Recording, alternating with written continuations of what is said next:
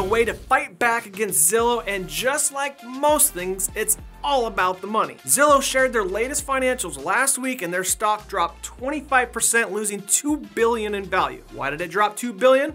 Well, you guys, quite frankly. Fewer and fewer agents are leveraging Zillow Premier Agent, and Zillow Premier Agent accounts for 70% of their income. We're only 20 seconds into the show and you already know the hook and know how to fight back.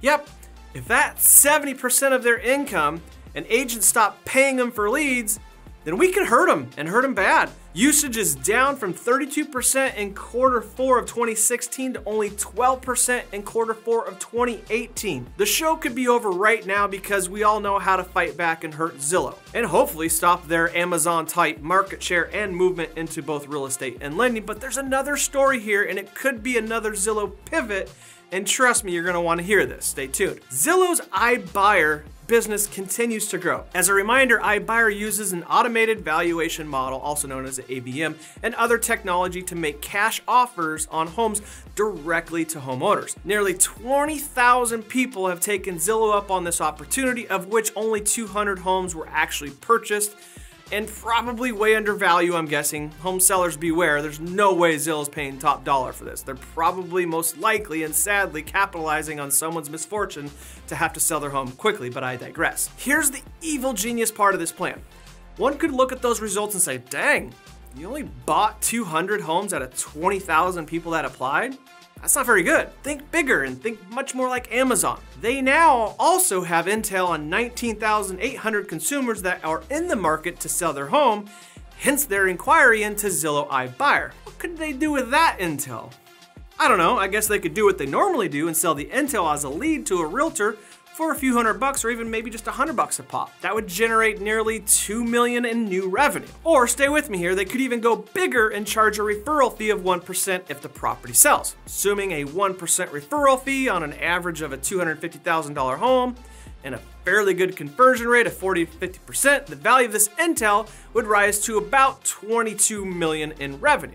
Or a third option, and stay with me here, that no one wants to admit is happening, including Zillow and existing realtors, only because it would just hurt so bad, but it's the most likely option in my opinion, and what I would do if I ran Zillow. What's the third option, you ask? Yep, give 19,800 seller leads to my own Zillow agents and keep all the profits. And I've said this for years now, and almost everyone called me crazy, including some of my own friends. Giants like Zillow and Amazon don't chase short money. They look to crush you and take it all. Zillow chased the short money selling leads only because they were building their empire off of the backs of the very people they will eventually crush. Now I ask you, if you were Mr. Zillow, would you sell a lead for $100 or give it to your own Zillow realtors and make 2 to 3% commission? Now let me wrap with the big plan and the opportunity here for Zillow. Right now, Zillow iBuyer is small, but if they roll to, say, 200 of the top areas nationwide, it would obviously increase their footprint dramatically. iBuyer would be available to about 2.8 million homeowners.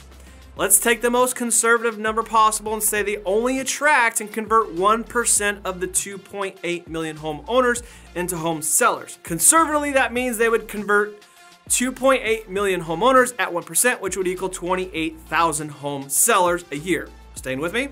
Okay, now times that by the average home price, let's say of $250,000. Now that would equal a total value of homes sold to $7 billion. Now, times that by whatever discounted commission they would charge, and 1% would equal $70 million in revenue, and if they're able to charge 2% in commission, that would obviously equal $140 million in revenue. That's being conservative, and Zillow would still convert this opportunity into $70 million in gross revenue. Now I ask you again, would you ignore this and sell the lead for $100 or pursue what I have just outlined? Answer in the chat log below and please give us the reason why you chose this option. Also share this and ask your friends what they would do. Let the fun begin. We'll see you guys next week.